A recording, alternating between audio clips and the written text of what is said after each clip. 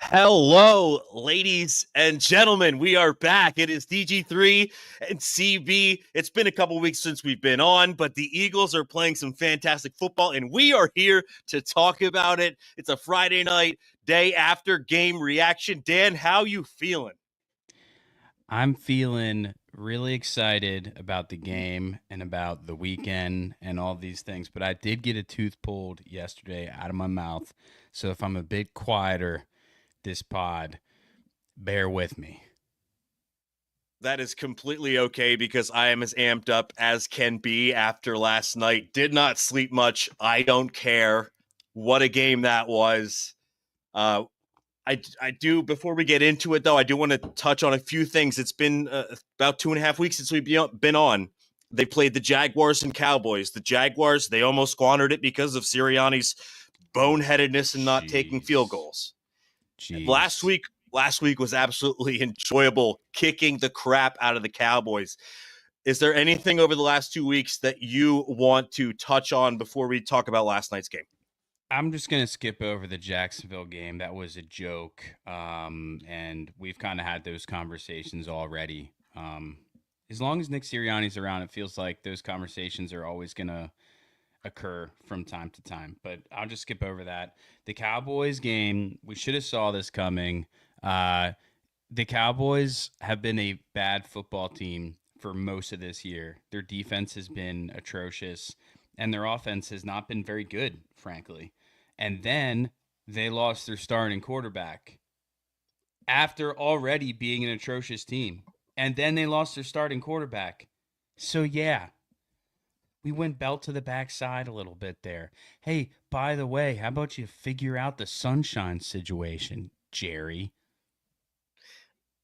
Of It was of satisfying that it was like, I want to say it was like the third quarter. They panned over, they showed the video of the booth as they always do when it's in Dallas, and it looked like they were doing it to show Jerry Jones. He wasn't in the booth, Colin. He was No, already walking home with his tail between his legs, and it was still like the third quarter, dude. It he was wasn't walking awesome. home. He was walking out to his chopper that's right outside the stadium. And I would know because I've seen said chopper land when I was in the parking lot at AT&T Stadium. There are a lot of stadiums in the NFL or like football in general, Dan. AT&T Stadium is one of the only one that is built east to west. Mm. You want to talk about a $10 billion facility and an imbecilic design flaw to build a giant window facing west where the sun is going to impede the vision of players, whether it's your team or the other team. It is just Well, stupid. that's my question: is do you think that they did it on purpose as a home field advantage? I can't Because see why. I can't see why they would, because it's going to affect both teams. You switch sides every quarter. It's going to affect your own team every 2 out of 4 quarters. It doesn't matter which side of the coin flip you win or you take the ball in the first half or second. It doesn't matter. You're going to have sun in your face at some point during the game in this time of year. It's stupid. And it it's is, I hilarious to mean, watch maybe you Jerry could. Jones get egg on his face every time this happens, which is every year. And the first, at first, it also has had issues of the ceiling not being high enough, right? Their ceiling Mm-hmm. has hit multiple times with balls. So, Yeah, yeah, the it's had massive multiple 80 issues. yard long scoreboard, which is a wonder of itself. I've sat in that stadium in a 50-yard line God, suite, and that thing is right out in front of you. It is insane how big and vibrant that thing. It literally takes you away from watching the game. I don't want to get into the Cowboys, but if you ever go to that stadium and you sit on the sidelines, not the end zone areas, but the sidelines, like you don't even want to watch the field because you have the biggest TV screen that's ever been known to man right in front of your face. It's like, oh, I can watch these guys on Ultra HD 1520 right in front of my face, or I can look down to these ants down here. I'm going to watch the big screen. yeah, I want the It big screen. it kind of takes you. I don't like It those takes ants. it takes away from it. It's cool, but it takes away from it. Whatever. Jerry Jones sucks. The Eagles are 8-2. You know what, Dan? Okay, you got married the last weekend of September. Yeah, I believe it was September 28th, 29th, 29th. 29th. That was the last time the Eagles have lost a game. So thank you and Jillian for getting Yeah, married, because since then, The Eagles have been on an we absolute tear. cleansed. And technically, it probably happened like right after that Eagles game finished too. Like the game had probably just finished, and then we're out there doing our thing in the ceremony too. Now that you mention it, I was watching the end of the game in the Uber to your wedding. The ceremony started at about 4:30, and the game ended around 3:45. I arrived around 4, so I was watching the end of the game in the Uber. Didn't want to break the news to you about all the badness. I'm glad that was one game I'm really happy you did not have to watch this year. Of all of them. Yeah. I mean, that's awesome. Yeah, since then they've been I don't want to say a completely different team. I mean, they've still shown they've had some poor moments, and still, like we had mentioned earlier, especially about the Jags game, some frustrating decision making. But I think the thing that has consistently been better since that game, if anything, well, a lot of things, but the defense, man, my goodness, what happened? At the beginning of the year, I did not expect the Eagles to have a top 5 defense in the NFL. And even if they don't have it statistically, the eye test is telling me right now over these last 6 games, they have a top 5 defense. And then you match that with an elite set of skill players at the offensive on the offense. This team, I went from doubting that they were going to make the playoffs after they beat the Browns. Now it's Super Bowl or bust almost. I mean, if they don't make the NFC Championship game, I'm going to be disappointed. That's where I am. Well, I think you can put it in the context of the other teams you'd expect to make it that far as well, right? I think that's part of the picture too, right? So as far as teams in the NFC that you think are good enough to like get to the Super Bowl or win the Super Bowl, I don't know. I feel like 3 come to mind for me. I feel like, well, if I'm including the Eagles, of course, obviously the Lions are right there. Yes. Really good team. And it feels like they can get better, actually. It feels like they have room to grow still. And they have some young talent. The 49ers, I know that they're not playing at that level right now, but they're doing their classic we have tons of injuries thing. So I'm not trusting that this team we're looking at right now is going to be the same team that we're looking at the end of the season. And then, I think the next team that I would reach towards would be like the Packers, apart from the Eagles. I mean, so and as far as it relates to our division, it's a 2-horse race straight up. The other teams are drowning. Yeah, they're in a good spot, and they put themselves in a good spot too. Which is wild because they've. What were the 2 losses? We had the Falcons loss, which is Falcons and the Bucks was brutal, and then the Bucks, where we had no receivers for that game. People forget we had no offense for that game, and I didn't obviously really get to watch that game, but I think that was before Cooper DeJean was really playing. Am I correct? That was mostly Avonte Maddox still, right? Yeah, I mean, Cooper, I think, got in for a few plays. They were still ramping him up from his injury in training camp, but he had nowhere near the impact in that game that he's having now. So, you are correct. But, I mean, I would agree. I feel like it's the Eagles and the Lions are far and away, at least after last night, the Commanders were still in the talk of like, the best 3-4 teams in the NFC. I feel like the Eagles and Lions have separated themselves after last night as the clear 2 best teams in the NFC, and the odds show it. I put some money on the Eagles to win the Super Bowl. All right. And after the Eagles and Lions in the NFC, it drops way down as far as odds go for teams to win.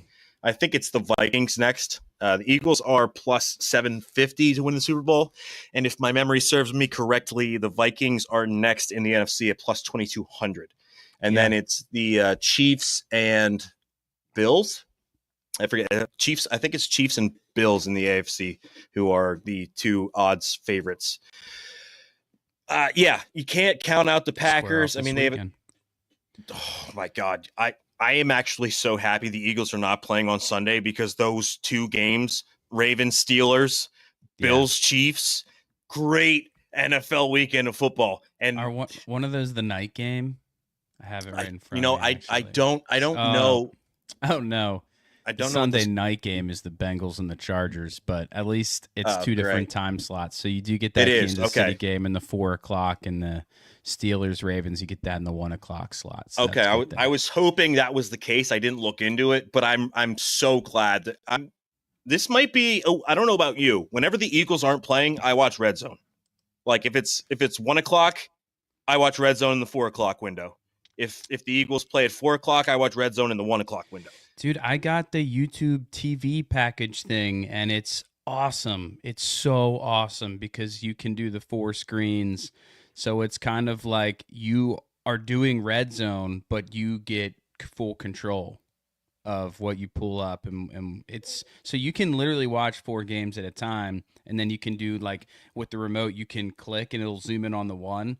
And then Yep. all you have to do to go back to that multi-view is hit like back, so it doesn't even like reset. I love it, dude. And when you have like the 4 boxes up, you can just hit the arrows to get the outline like on whatever one you want to hear, and it'll switch the audio over. I tell you what, no free ads, but I have absolutely loved the YouTube TV thing. It's been awesome. It's like I, having cable basically, but like with Sunday Ticket. yeah, I have also purchased YouTube TV so that I could watch stuff on my phone, which was Mm, the main reason I did that, so that I could, it was mainly over the summer, so I could watch the Phillies on my phone when I was out at work. yeah. YouTube TV was the best purchase I think I've made, and worth every penny. Hmm. I kind of agree with you. You have your own personal quad box and you can go back and forth. But I kind of like listening to Scott Hansen and letting him like dictate which game we're going to. It takes the load off of me. I can just sit back. I can peruse my phone. I can kind of take a nap. I don't have to worry about clicking back through the game. I'm just gonna let him handle it. Scott That's why I Scott like Hansen Red has Zone. all you guys wrapped around his finger, man. I'm one of them. I like what the guy does. I can't deny it. Uh, but anyway, yeah, this might be a weekend where I don't watch Red Zone. I'm probably going to watch that entire Steelers Ravens game and then go into Bills Chiefs, because these are two heavyweight fights. And dude, there was nothing but talk about 3 games. It was last night, and then those 2 games coming up this weekend. And man, let's get into the game, okay? Um, the first half was absolutely sloppy. I mean, Jake Elliott misses 2 field goals that he should make. He still has not made a field goal from beyond 50 yards, which usually you can count on him to do. He's Wait, not 0 and just 2 field goals there, pal. and an extra point, but that was in the second half. I'm starting with the first Okay, half. all right. I apologize. It's I'm starting the first half. He missed 2 field goals. He has yet to make a field goal over 50 yards. Now, before last night, he was, I think, 12 of 12 from inside of 50 before he missed that 44-yarder.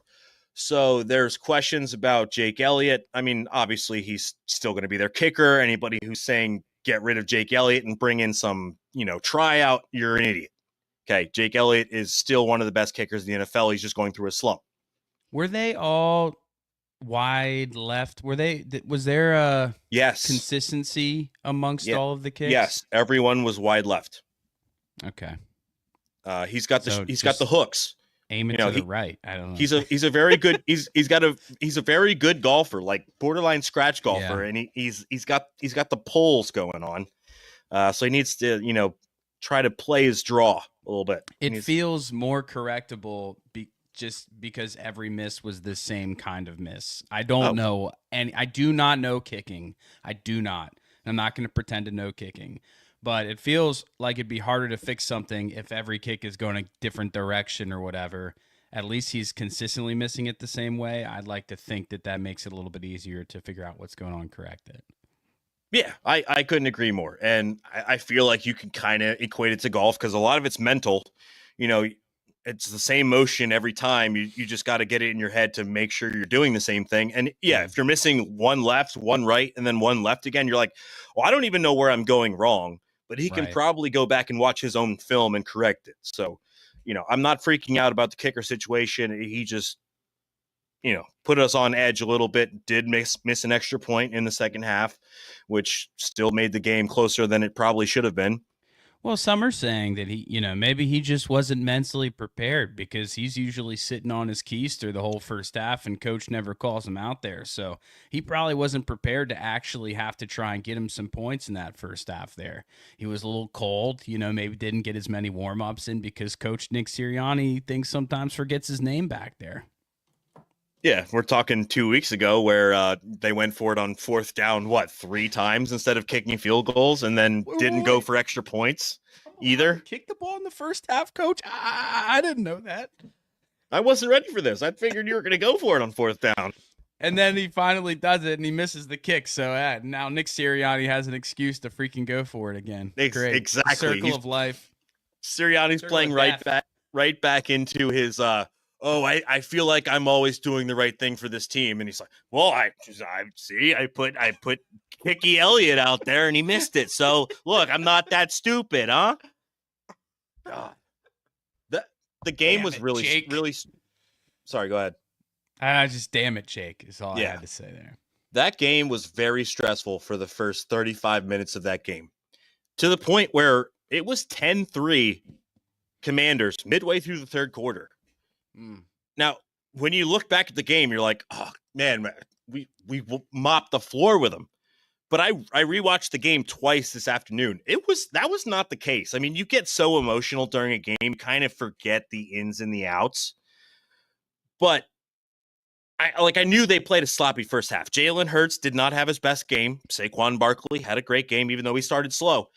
That game was very much in the balance all the way through the third quarter. It wasn't until Saquon Barkley's 2 home run punches within 20 seconds of game time from each other that game became a non-factor.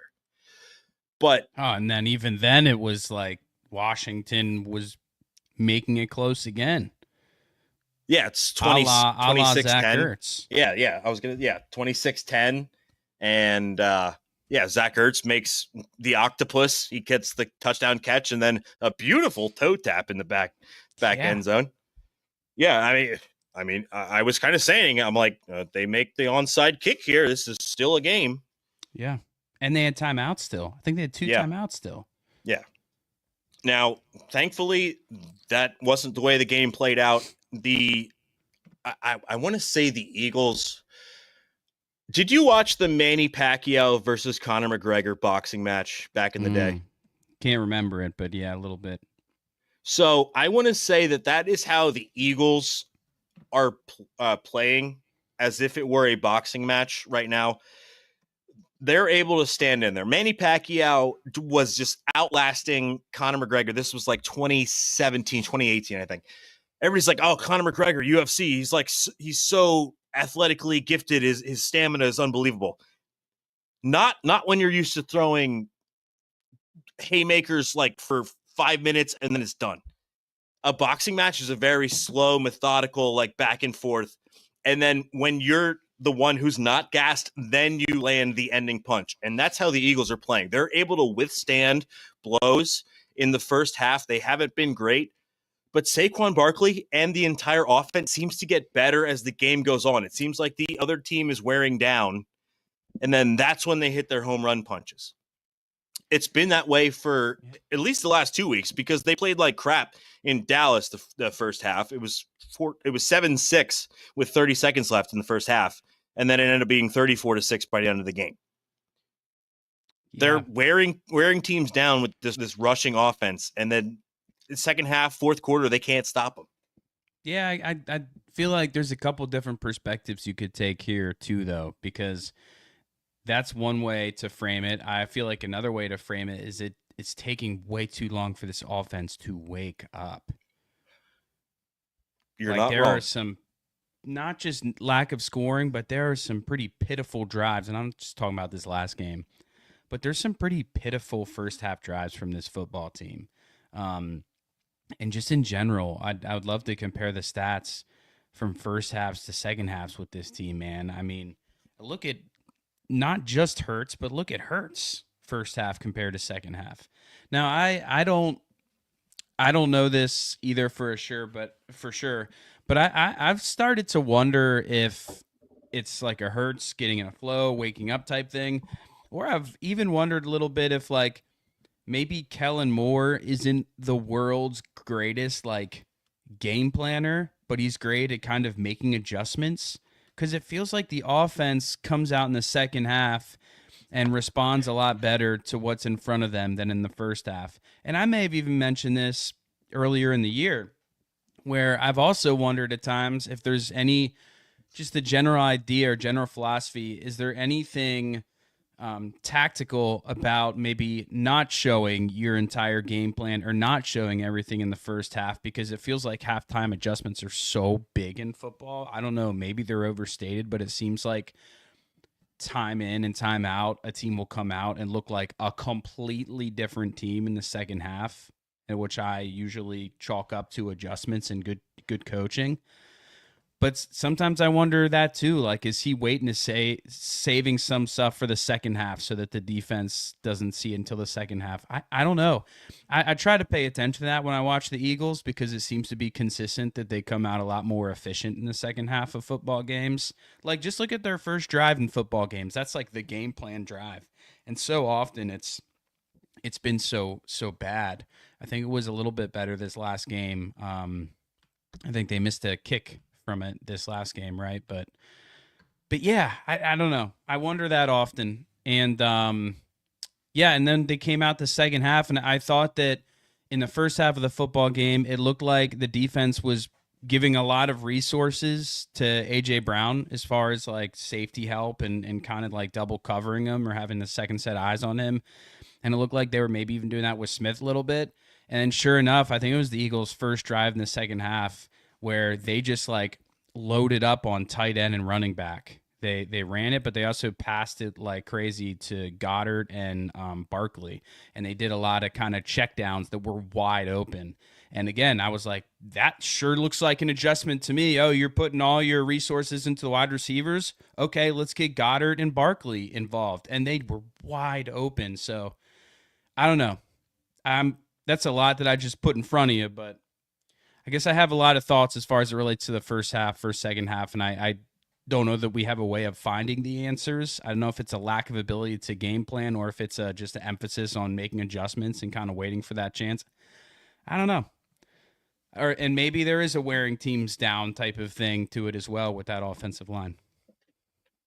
I think all of the things that you laid out can be true all at the same time, and the things that we both laid out in that they're deep, they're wearing teams down, but then they also make incredible adjustments at halftime.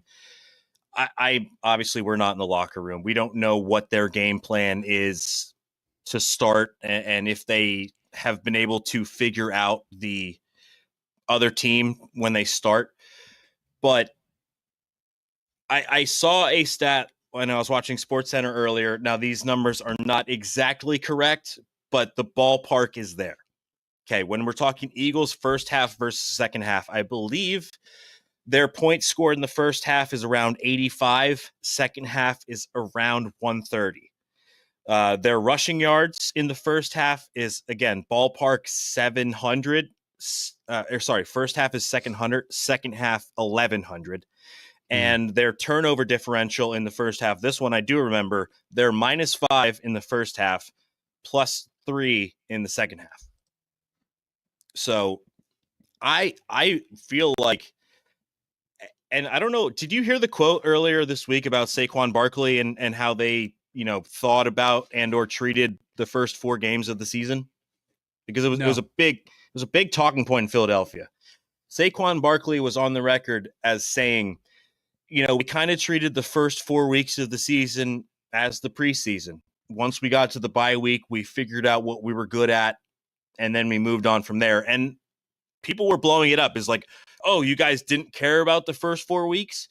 Whereas myself and a lot of other people were like, no, they were figuring out who they were. They didn't go into those 4 games with that mindset, but they were figuring out who they were. Once they got to the bye week, they reassessed, they did some self-scouting, realized, okay, now we have some tape, we have some film, we have some real life experience. This is what we're good at. Let's maximize it now. And I feel like that's kind of how they go about the first half, is they're assessing their opponent. They're throwing out things that they do well, trying some different things, Please don't try that dumb trick play again that almost got Jalen Hurts killed. That is a whole thing in of itself. The guy, was it Barkley who tossed it to him? I feel like I know that that's not the play, so you're supposed to run the play, but I feel like you should just held on to the freaking ball. Yeah. If you see the guy in front of your face going for your quarterback, just like hold on to whatever. Frankie Louvu was a thorn in the side of the Eagles all last night. I hadn't heard that name in a long time. But I feel like, again, if we're parlaying this into boxing, and that's not just because Jake Paul is fighting Mike Tyson. That's what tonight. I thought you're kind of doing a little promo maybe for the big Netflix fight tonight. I don't know if I'm going to tune in. I kind of want to, but I don't know if I want to, I just hate that it's. I just wish it was said that it was fake so that I could just enjoy it. But it's so stated that it's real, and then that pisses me off because I know it can't be. But I just need it to be confirmed in one direction, and whichever direction it is fine. You know what I mean? Well, you know what they're playing. I just want them to be authentic in whatever they choose there. They're playing up the drama of this impeccably because a lot of people, whether it's real or it's not, a lot of people are going to tune into it tonight. Yeah. So yes, maybe I had boxing on my mind because of that fight tonight. Who put out that quote, by the way? Do you know who put it out? The one that you just shared about the beginning of the season? Yeah, that was Saquon. Oh, it was Saquon. Okay, I'm sorry. Yeah. And I don't have the exact quote in front of me, but there was semantics to it in that he's like, yeah, again, you had to read into it to figure out whether his statement was saying, oh, we went into the first 4 games, that was our mindset, or when we got to the bye week, we looked backward on that's how we played it. And there was no real clear, definitive message. It was a big topic on sports radio that I listened to, and it drove my head crazy. But regardless of the semantics, I feel like it's fair. If and when they got to the bye week, they were figuring themselves out in the first 4 weeks. They were figuring out what they do well. There's 2 new coordinators for the 3rd season in a row. I think we have to keep that in mind. I mean, they have had a new offensive and defensive coordinator every year for the last 3 years. And after they got through the first 4 games, they went to the bye week.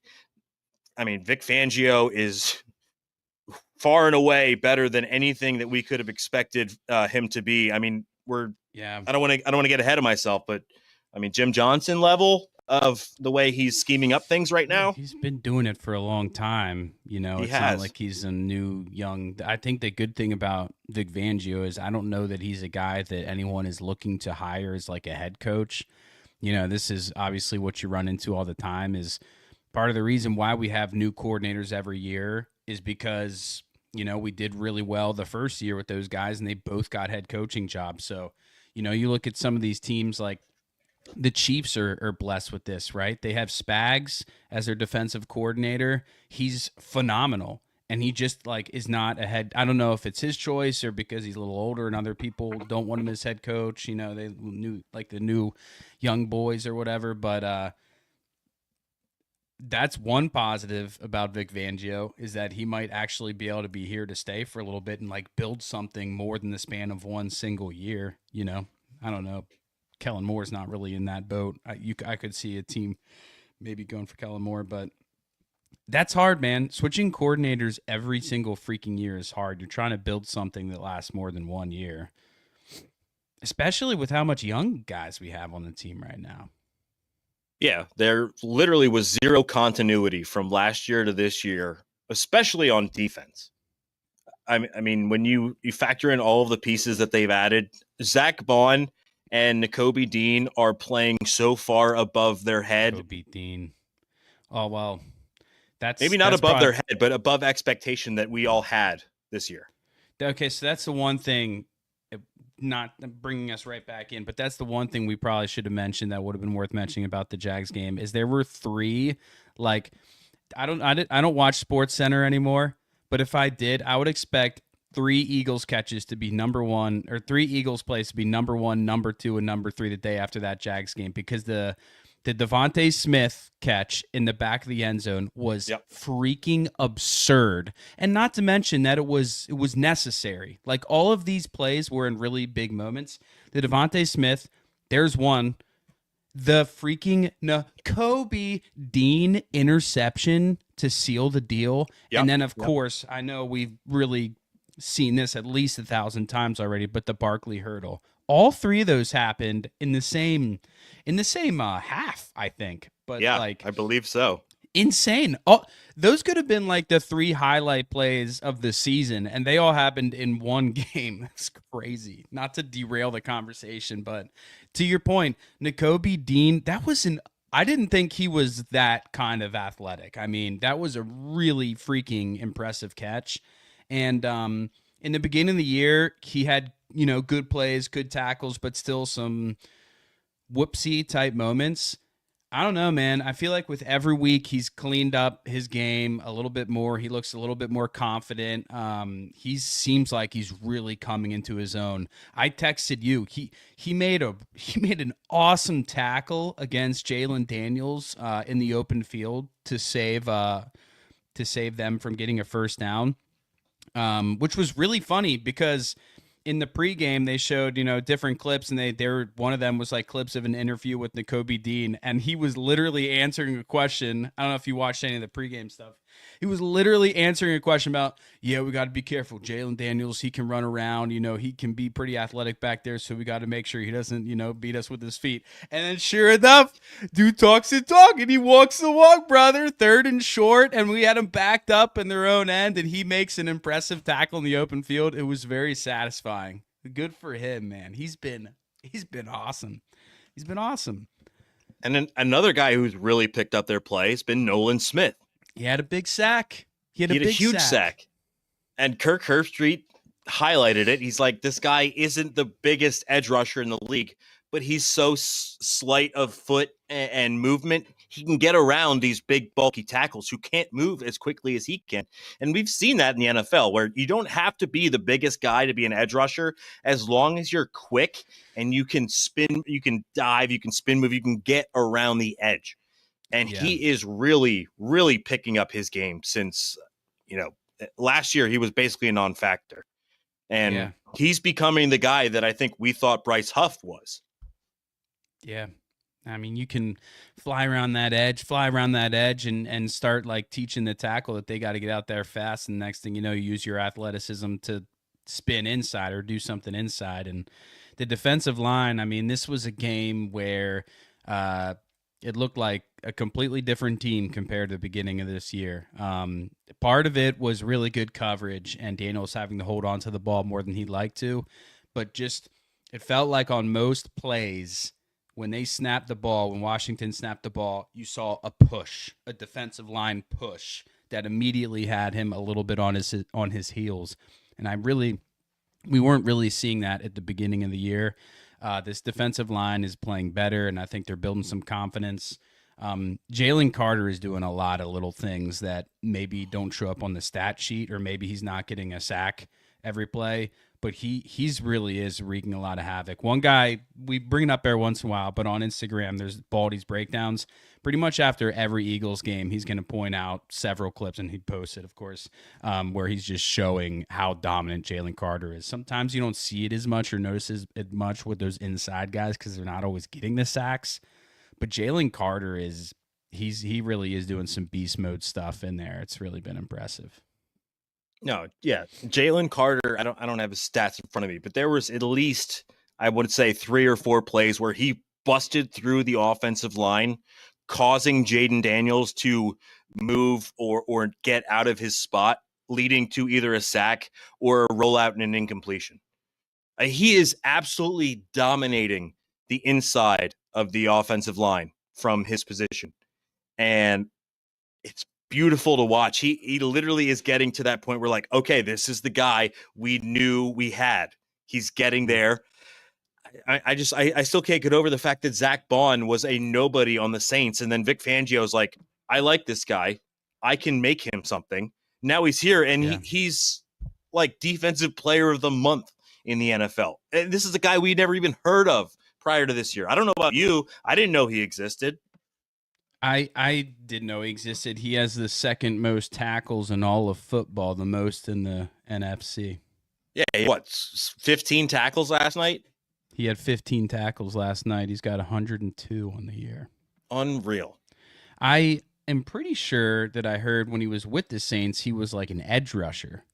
I don't think he was a middle linebacker. No, yes. I believe, if I'm not mistaken, he has not played middle linebacker since high school, or at least like his first few years of college. Since then, he's been outside linebacker, edge rusher, that, in between position. And for whatever reason, it was clearly Vic Fangio who said, like, I see a lot of talent in that guy. He's just playing the wrong position. Mm-hmm. He brought him so in. Cool, dude. Yeah. And that's so badass. That's so it really is, dude. I don't know if it's the same clip that I saw. I wish I had it in front of me. I wish I had it word for word, but it was an interview with Vic, and they were basically, I might even send it to you if you can polish up a little bit and remember what I'm talking about. But it was an interview with Vic, and the guy had asked him about like being out how to like figure out talent and use different, maybe like stuff that people put out and different rankings and stuff like that. And long story short, he kind of answered with like, I watch guys and I trust myself. I don't really care where people have guys ranked or what they say about them. I trust like what I'm looking at and what I think and what I see. Just a very badass, drop the mic.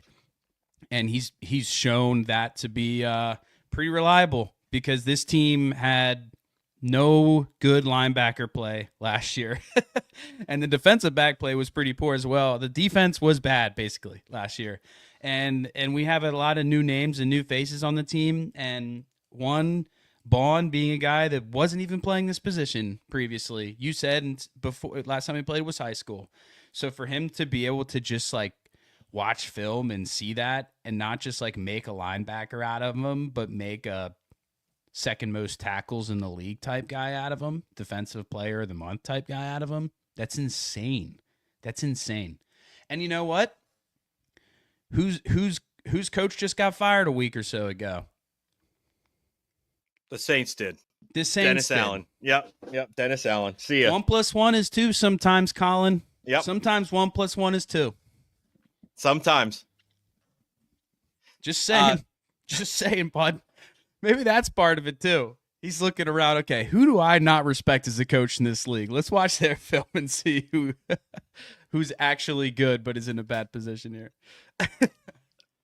Dan, I love all of your points, because when you make them, it can point me in like 4 different directions of where I want to go with this conversation right now.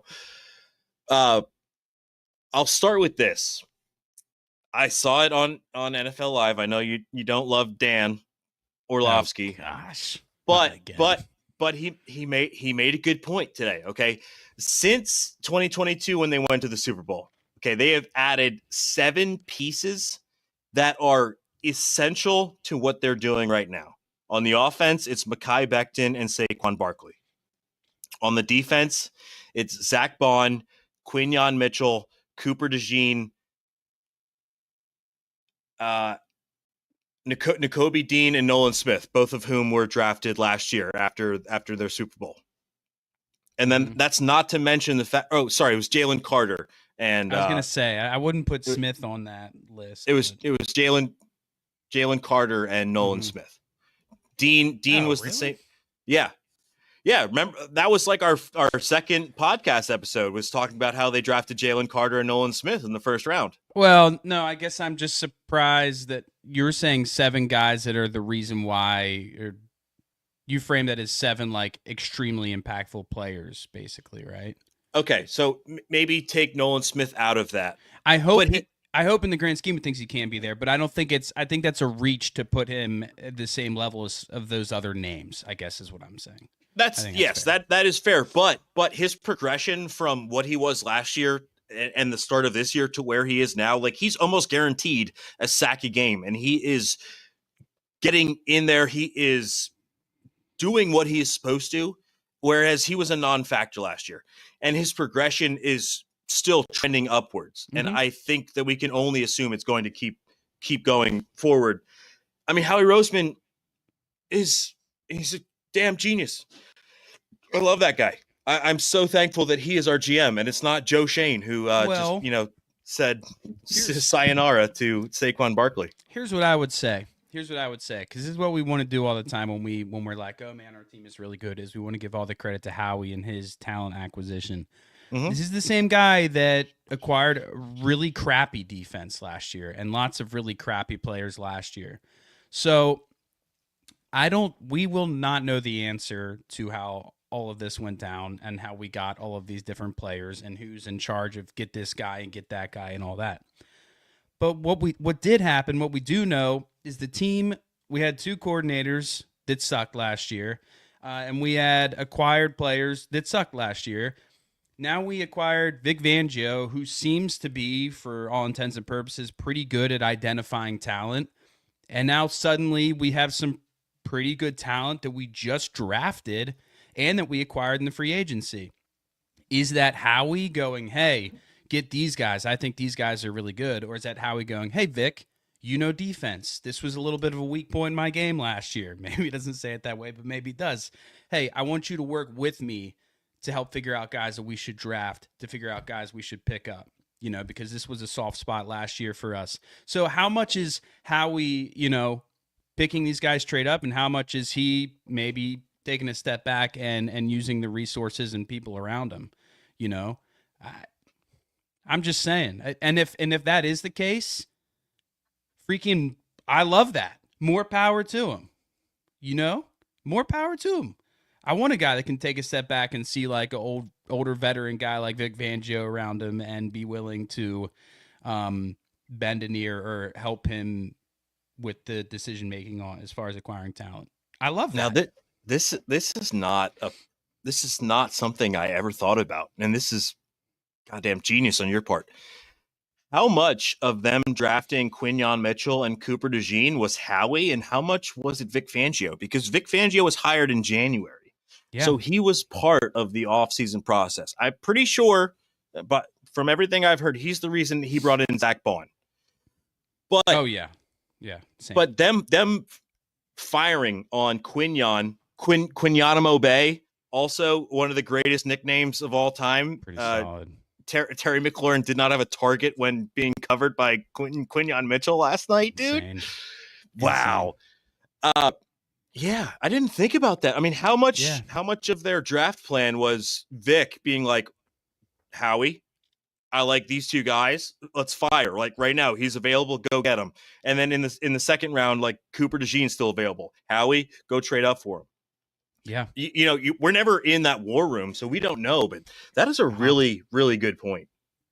Yeah, and again, I want it to be very clear that is not a knock on Howie. It's because they all work together to bring Vic in, and a lot of guys are too much of a stubborn ass to be willing to ask for help, so to speak. You know? So that's not at all like a knock against Howie. It's just to say, if anything, it makes me respect Howie more, is that was something he struggled with in previous years. And again, just like a really good signing to get at least one like veteran, been around the league for a while, coordinator type guy instead of a coaching room filled with the young dudes. That I think that veteran presence is huge. Yeah, and you were comparing him to Steve Spagnuolo, which I think is an absolutely incredible comparison. And I would also put like Wade Phillips in there, who was the defensive coordinator for the Rams when they won the Super Bowl. Yeah. Spagnuolo is 60 years old. He's not looking to be a head coach again. That's where Fangio is. That's where Wade Phillips is, or was. These guys are just really good long-term defensive minds. They're not looking to be a head coach. They're just looking to master their craft on their side of the football. We'll see what happens with Kellen Moore. But I think Fangio for this team is perfect because he's so good at what he does. He's not distracted about getting coaching offers. He's not worried about it. He is just mastering what he can do with the players that he has on his team now. And this defense is so far and away better than I think either of us or any Eagles fan expected them to be at the start of the season. Mm-hmm. Yeah. I mean, the other Eagles coach comp is obviously the line coach, right? Stout. He's like, Stout. Just does what he does. He's phenomenal at it, and the consistency is there. And look at the fruit that has been bared because of that, So, yeah, man. I mean, that's exciting. That stuff's exciting because it speaks to this year, and also like we're building something that can continually be fruitful. That's why the Nick Sirianni thing is like, yeah. That just please don't shoot yourself in the foot, please, Nick. I wonder what that relationship is like, Vic and Nick. Oh my God, Vic's probably like, hey, dumbass. He's probably like Red Foreman. He's like, hey, he's dumbass. I'm gonna stick my foot up your ass. I want to let's do thumbs up, thumbs down, but real quick, I want to touch on. I want to say player of the game last night, Saquon Barkley. I heard via Dan Graziano today that Saquon Barkley's cap hit is around about 400th of players in the NFL this year. Really? Whereas, like, his salary cap number for this current year is in the 400 range of all NFL players. And you factor that against his production and how much he means to this team. It's unbelievable. Yeah, it is unbelievable. But that's just this year, I assume. I assume starting like next year it goes up quite a bit. I'm sure he's getting paid more money, 400, next year. That's insane. Yeah. You think of how many players in the NFL are as impactful as Saquon Barkley. I can guarantee you it's not more than 100, and it's damn sure not 400. And we swindled him from the Giants. It's just everything about him. I say it every single time we do a podcast, but it's every freaking single thing about the guy. Just the best. He's just the best, dude. Did you see the Amazon post game where the Eagles were chanting around Giants? Yeah. Yeah. I felt bad that they did that because it put him in a pretty awkward spot. So no. He's been open about it. He's like, he said last game they played the Giants in a post game. He's like, I hope we can now that we've done this, we can stop talking about the Giants and like move on. I think he wants to move on from it. Well, he can move on. We're not gonna. Yeah. Well, listen, I ain't worried about it. He'll get over it. Trust me. If he ends up winning a Super Bowl this year or breaks records, which he's on pace to break, I'm sure he'll be fine with Eagles fans making comments about the ineptitude of the Giants over the last 6 years. You can't just say that and not know. So I know we were going to do thumbs up, thumbs down, but is he close at all to any kind of like single season record stuff? Him personally, I don't know off the top of my head. But one thing I did find out, and this is about the Eagles rushing offense as a whole, is the single season rushing attempts record by a team was the 1977 Raiders led by John Madden. They rushed the ball 677 times. Now, this was only over 14 games, which is insane. But after last night, the Eagles have 364 rushing attempts through 10 games, which makes them on pace for 655 rushing attempts for a single season, 22 behind the record. Wow. So if they rush the ball, for give or take 35 to 40 times a game for the rest of the season, they're going to break the season record for rushing attempts in a single season. That's crazy, and I'm glad that we like went in this direction because I don't have the on pace stuff here, but the most rushing yards in a single season, guess the running back. Wasn't it Eric Dickerson? It was like 2108. Or are you talking just of the Eagles? Of the Eagles, sorry, of the Eagles. Oh, I thought you meant of all time. Eagle stats. It's got to be LaShawn McCoy, right? Correct. Yeah. Take a stab at how many yards. 1412. 1607. Okay. 1607. 1607 in 16 games. Right now, Saquon is through 10 games, and he has 1,137. Yeah. That I didn't do the math, but I would say that's probably on pace. Yeah, for 18 games at 110 yards apiece. Well, that's the other thing. You hope that borderline he beats it. You hope that he beat it so that it's like authentic. You hope that he could beat it like in 16 He could beat games. it in 16 games, yes. Yeah. Especially because... I'm sorry, it's 17 games. It's 18 weeks, 17 games. Right, Forgive me. But you get it. I think that's pretty crazy that right now Saquon's only played in 10 games and he's ranked 14 on that list, and obviously very close to like passing a lot of other people. But wow, I knew it was going to be kind of close, but he's so much closer than I even thought he was. I don't think 500 yards away. I don't think there's any question he's going to break that record this year. It's unbelievable. I mean, I feel like he's going to surpass 2,000 scrimmage yards because, I mean, how many receiving yards does he have this year? I feel I'll have it for you in a moment. My guess is at least like 400, right? Maybe a little less. My guess would be like a 300 tops. He hasn't gotten past the ball a ton. He did this last game. He probably like doubled it. I feel like. You have to give me a second, though. All right, here we go. Receiving yards. Yeah, only 210. 210. Okay. Yeah, 210. I got that up, too.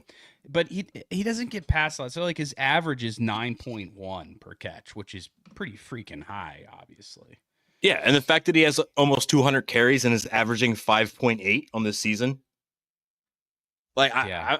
I'm about to look up Derrick Henry's stats of what his average carry is this year and see if it's that good.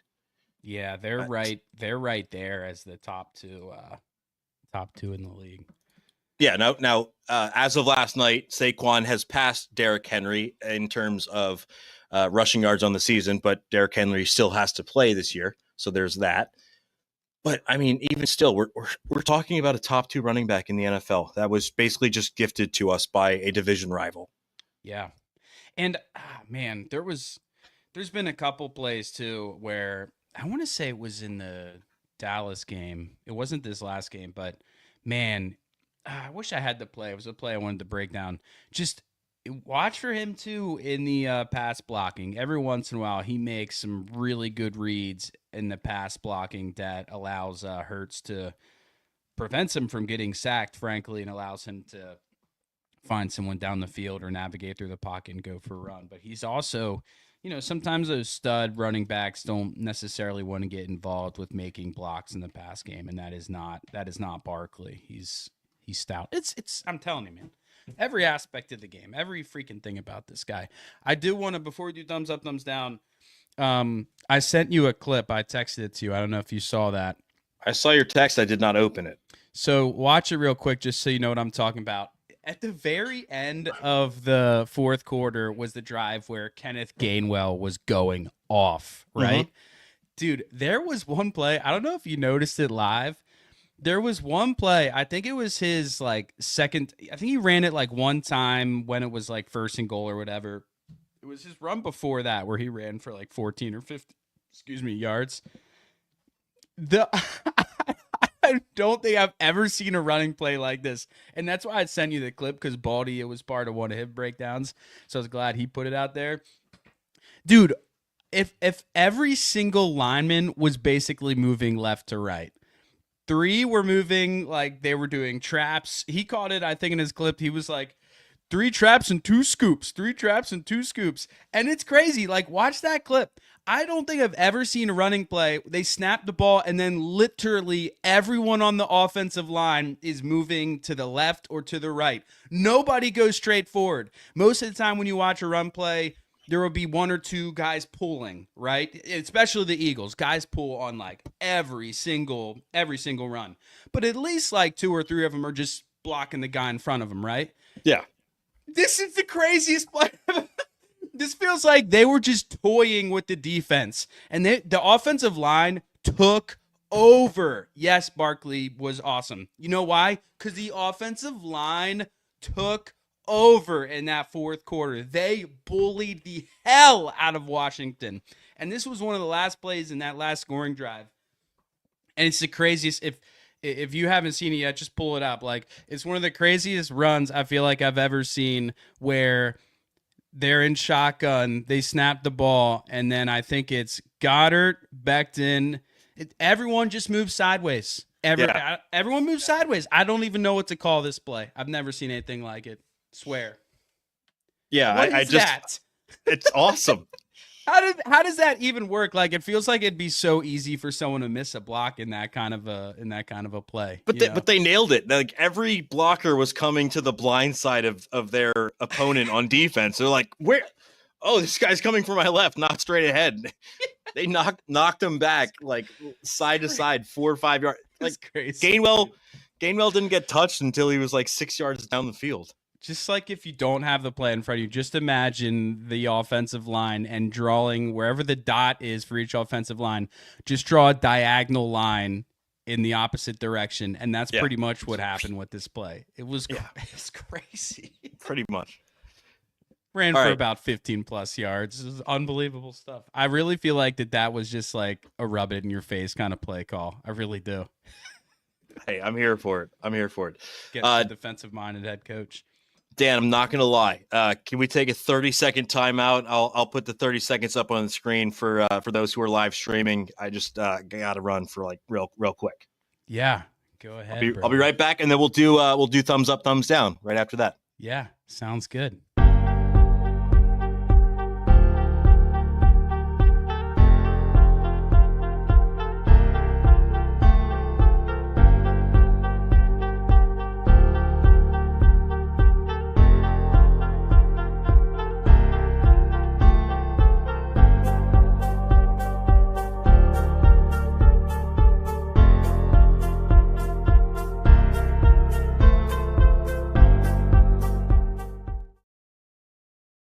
I was gonna say that'd be pretty impressive. That was a fast 30 seconds there, pal. Colin did his best disappearing act here. I'm gonna check some things real fast. The old optimistic 30 seconds. We've all been there. Darn it, I didn't beat the 30-second timer. It's all good. All right. Okay, so real quickly, before we get to thumbs up, thumbs down, this is episode number 54 of the Del Valley Sports Pod, which makes this what episode, Dan? Oh, it's the Axeman episode, brother. In other words, aka the Jeremiah Trotter episode. Honestly, before Dawkins, probably my favorite Eagle growing up. I've tried so hard to get a Jeremiah Trotter jersey over the years, and he was like we've had this conversation before where you're a kid and you think a player on your favorite team is a by far Hall of Famer type player. Like, I've mentioned Jose Mesa, closer for the Phils before. Table, what do you call him? Yeah, Jose Table. But growing up, Jeremiah Trotter was I was like, he's Ray Lewis, but for the Eagles. I loved him so much. One of my favorite players of all time. So yeah, Jeremiah Trotter episode. And now it's just crazy because his son is on the team with the same number, I believe. Which we love to see. And let's hope JT Jr. can live up to at least a little bit of his father's hype. Junior. What up, Junior? Hey, JT Jr. Again, another defensive player that, who knows, Vic Fangio may be like, screw it, take him. Or maybe that was just how he was like, he's an Eagle. He's got to be. So, all right, Dan. Thumbs up. I will defer to you first. Ooh, I go first? Yes. Oh man, wasn't prepared for this at all. Thumbs up. Try not to go with anything obvious here. I think we got to go with the defensive side of the ball. And yeah, I'm just gonna go ahead with our boy Zach Vaughn. He's everywhere. He's here, he's there, he's everywhere. I wish I could remember how the words go for the Roy Kent song, but He's our Roy Kent. He's everywhere. He's every effing where. Zach Bond. 15 tackles. We already talked about him earlier, so I don't really see the need to go into too much detail. And my dad sent me a text. I saw the same thing. I think it was timeline's a little mixed up, but when the defense was out there, I think that they got the ball either via turnover or punt. I don't know. They showed Zach Bond late in the game on the sideline when the offense came back out after the defense had made a really good stop, and he's just on the bench, head down. He's just locked in, dude. He's locked in, and I've watched some interviews with him. He just seems like actually a really nice and easygoing guy. He doesn't, some of those linebackers would be like, "Oh, I just want to hit somebody." He seems like he's actually like a real smart guy, really like easygoing guy, and a pretty good leader on the team. And I know that the other guys in that defense like really respect him and look up to him. There was some like clip that came out the other day. They'll interview a bunch of the Eagles players and ask them like sometimes a silly question. It's kind of like been a social media thing you see a lot of teams do these days. But they asked who's like been the best player on the defense type of question. And a lot of people answered like the whole team has been really good. The whole team is the reason for the success. And then the two players' names that popped up with anyone that like shared just a name, it was two dudes. It was Mitchell and it was Zach Bond. So cool that a guy that was, I don't want to call him a nobody last year, but a guy that nobody like really knew last year is a guy that like everyone on the defense is looking up to and giving all the respect to. It's a pretty cool story. So Zach Bond, thumbs up, brother. Keep it up, man. Keep it up. I feel like you could give him a game ball thumbs up every week this year. And he's, we talked about it that, we got over the top with Nick Morrow and Zach Cunningham last year. We thought we had something, and clearly we didn't. I don't think this is fool's gold with Zach Bond. This guy is as good as we think he is. Yeah. My thumbs up. You know what? I'm going chalk here. I'm going Saquon Barkley because without him, we would not have won that game. And I have not given my thumbs up to Saquon Barkley yet this year. That man deserves it. We talked about all of his stats. He is the linchpin of this offense. And when when the offense is at its full complement, when we have AJ, Devontae, Dallas, and Saquon, I feel like this is the most unstoppable offense in the NFL. That might be hyperbole, but looking around the league, I don't know that there is a complement of skill players that are as good collectively as those four in concert with Jalen Hurts. So my thumbs up is going to Saquon Barkley. Thank you, sir. I am really happy that you are a Philadelphia Eagle. Mm-hmm. You want me to go first? Thumbs down? Up to you. I'll let you make the coin flip here. Well, I'll take the low hanging fruit here. Go for it. Jake Elliott, dude. Figure it out, bud. Figure it the hell out. Okay? Especially the extra point. I mean, that extra point could have been really brutal, right? Because the extra point was to make it 10-13, go up a field goal. Now we were down, or winning, sorry, but 10-12. Oh, man, hope that doesn't come back to bite us. Being up by 2 points is like the least comfortable lead. So, obviously we talked about it in the beginning of the pod. Not saying we should fire him or anything like that, but it is also unacceptable to be missing an extra point is unacceptable. And then 2 field goals, one of which was pretty short. Unacceptable performance by Jake Elliott. Optimistic that he'll be able to figure it out. He's been solid for the most of his career with the Eagles, but thumbs down this week for sure. That is a very fair assessment. My thumbs down. Again, we have slim pickings this week, but I have to go Jalen Hurts. Yeah, because I was right there with you. He didn't have his best game. They didn't win in spite of him, but he wasn't the player that got them over the top by any means. I mean, he held onto the ball a little bit too long in some situations. The play that comes to mind was the one where Barkley and AJ Brown fled off into the flat in the end zone, like wide left, and he was looking over to the right. Didn't get the ball out of his hands. I mean, there were a couple instances. I mean, Dallas Goedert was wide open on a throw he threw to Devontae Smith on the sideline, whereas Goddard would have picked up the first down easily.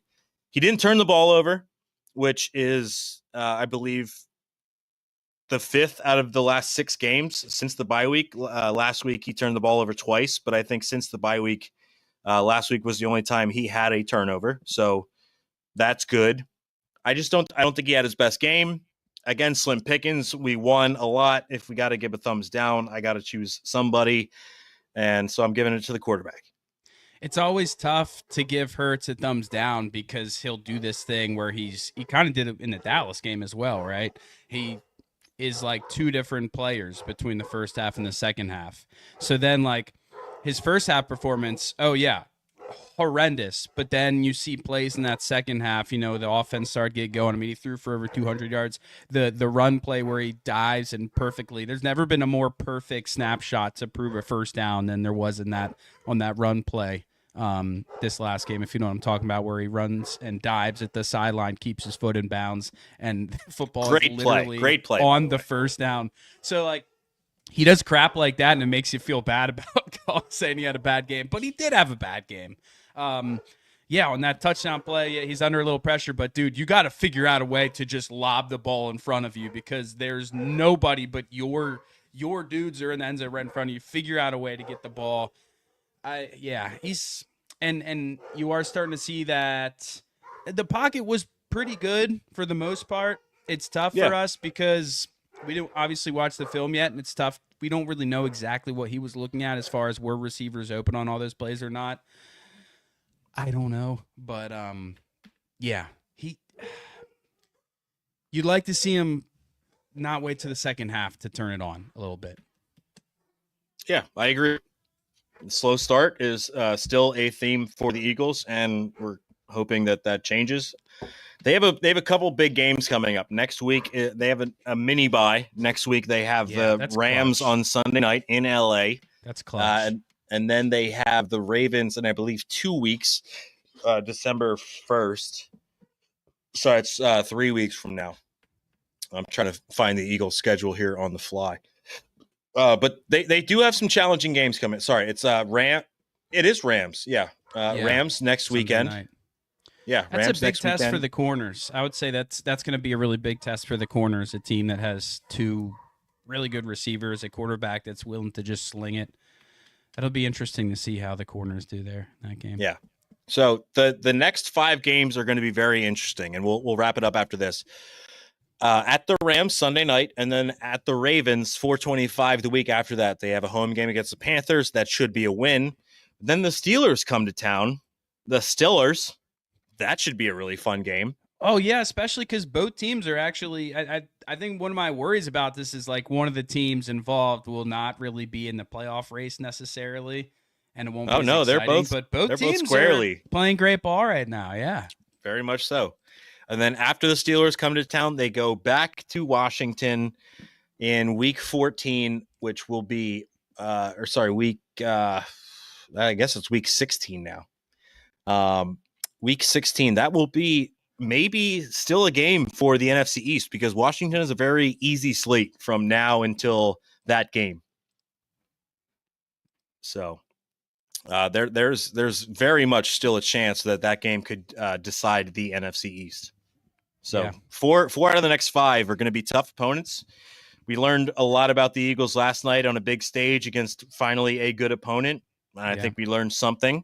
But we're going to learn a lot more in these next 5 weeks, and I'm looking forward to it, man. I mean, I've said it to people. I literally called in post game last night, and I'm like, I have as good of a feeling about this team as I did mid-season through 2017, because I don't want to. I clearly didn't do it.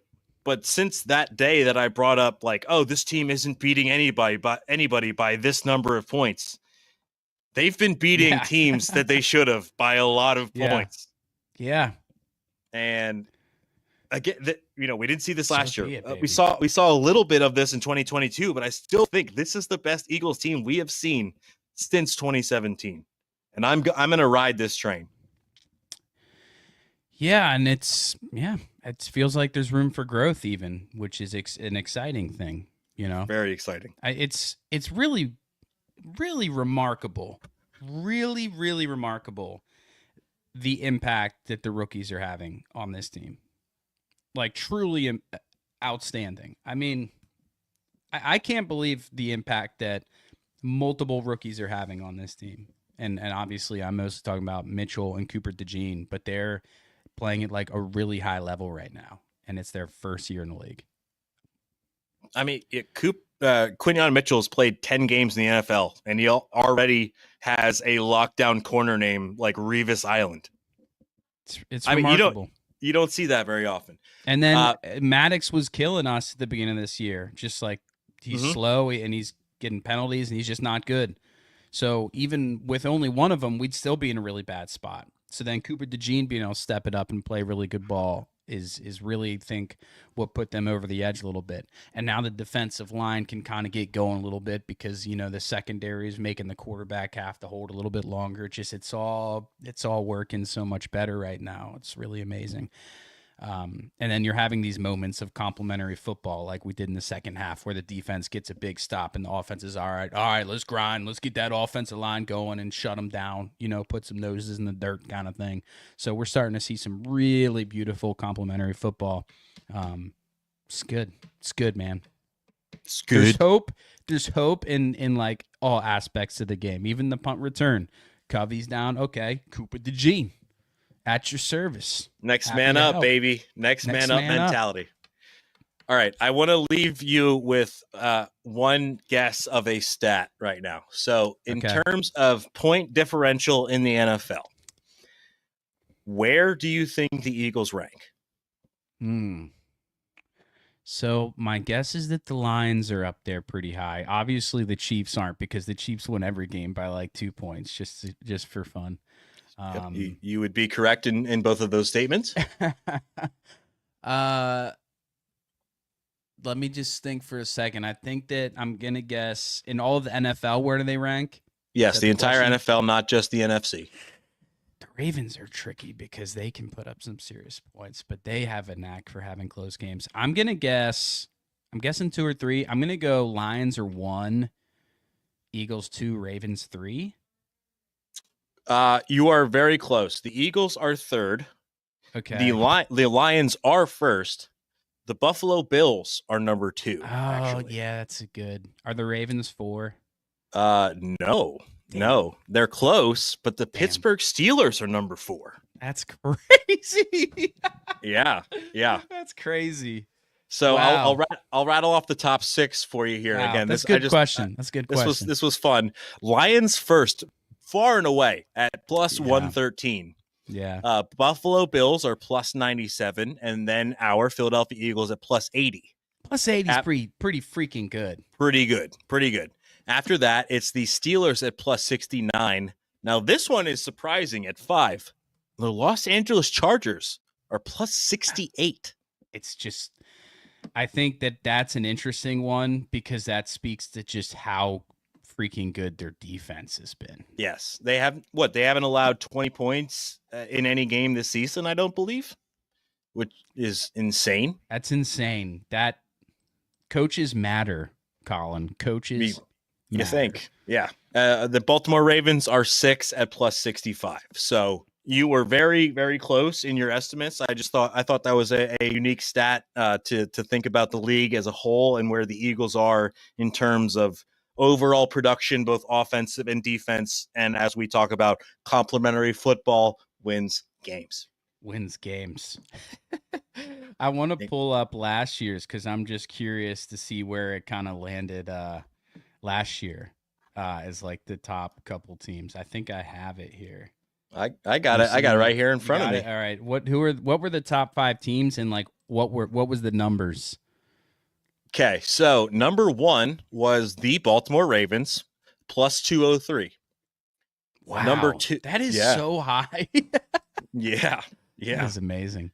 Yeah. Number 2, Dallas Cowboys plus Wow. 194. Oh, a lot how of the good. mighty have fallen. A lot of good that did them when they got blown out at home by the Packers. Oh, wow.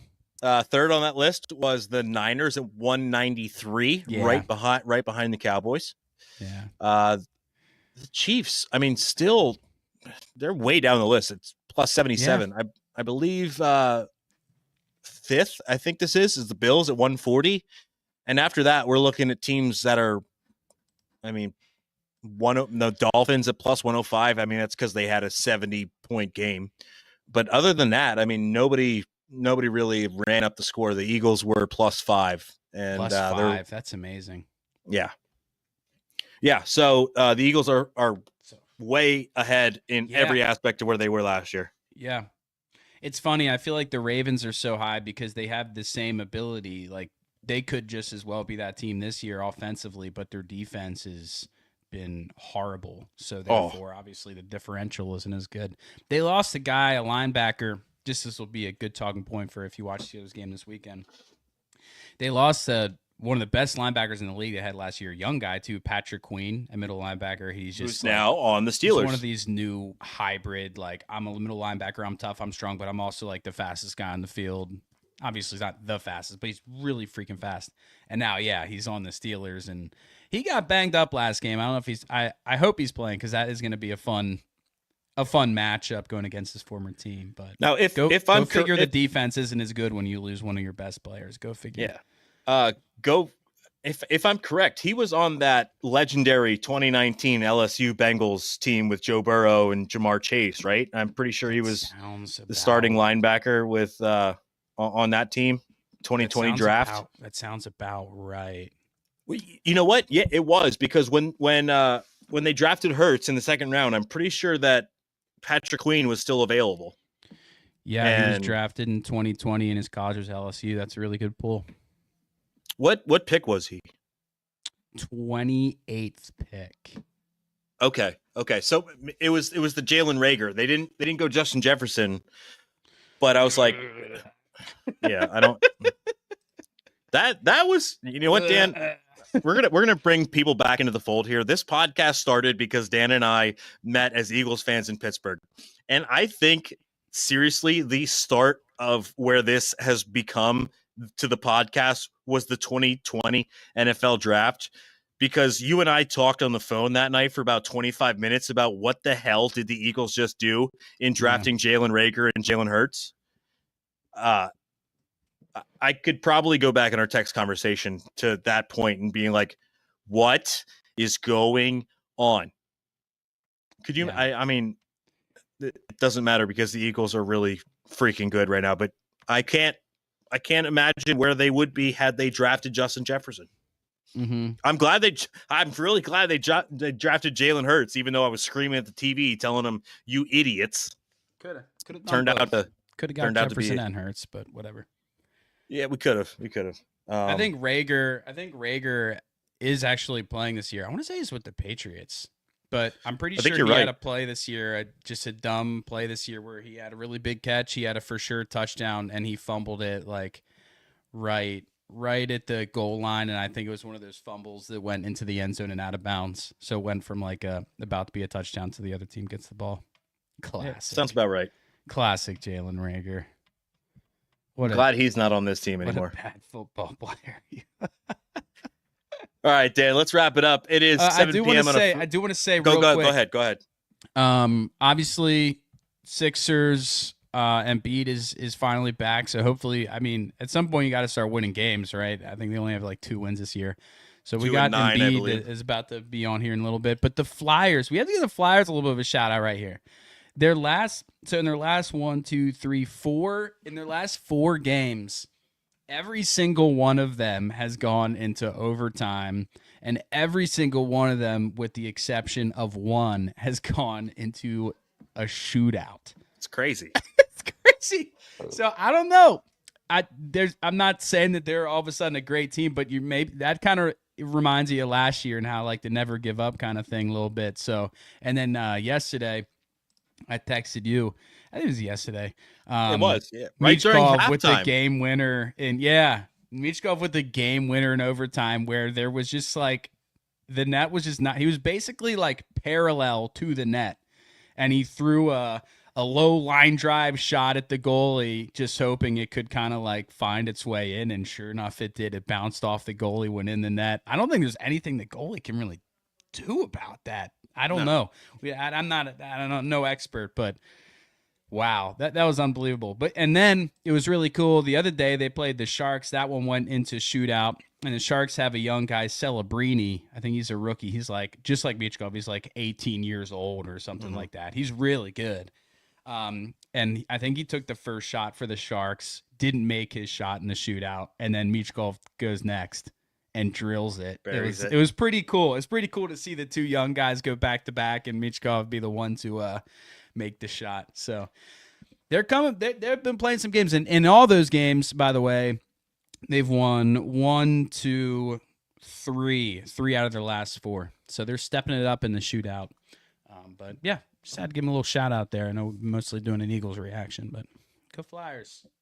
Sounds good. I mean, if we want to do a pregame next week, I am going to the Flyers game on Wednesday against the Carolina Hurricanes, so we can do a day after Flyers pod and pregame for the Rams if we want to, or we can wait to do, our typical Tuesday a couple weeks from now, and we'll figure that out. Sounds good. Regardless, Dan, been a pleasure talking to you again. Glad we got back on here. Yes, sir. Enjoy the rest of your Friday. To those of you who are listening, enjoy your weekend. Weather should be good. Dan, have a blast with your friends on your Sportsapalooza. Yes. I'm sorry I can't be out there in Pittsburgh to attend, but it sounds like a lot of fun. Hopefully those puddles dry up, man. Hopefully. If you find a bag of sawdust on the side of the road, go ahead and dump it out there in left field. I might have to go looking around, brother. I'm sure you'll find it. All right. This has been episode number 54 of the Del Valley Sports Pod. DG3, I love you, brother. It's glad to see the Eagles back on this train. Not that you have any words of wisdom for the people on the way out, but anything that we may have missed or anything you want to get off your chest? Just stay away from the damn dentist. Just stay away from the dentist. That's all I have to say, okay? I hate the dentist. You and me both. You brush your teeth and use Listerine. Yeah, that's right. That's right, boss. Heard it here first. You heard it here last. Hopefully you didn't hear it here first. Hopefully heard that many times. But all right, Dan. Love you, brother. To those of you who have listened, watch streams, we appreciate you, and we will talk to you next time. All right, Go brother. Birds. Go Birds.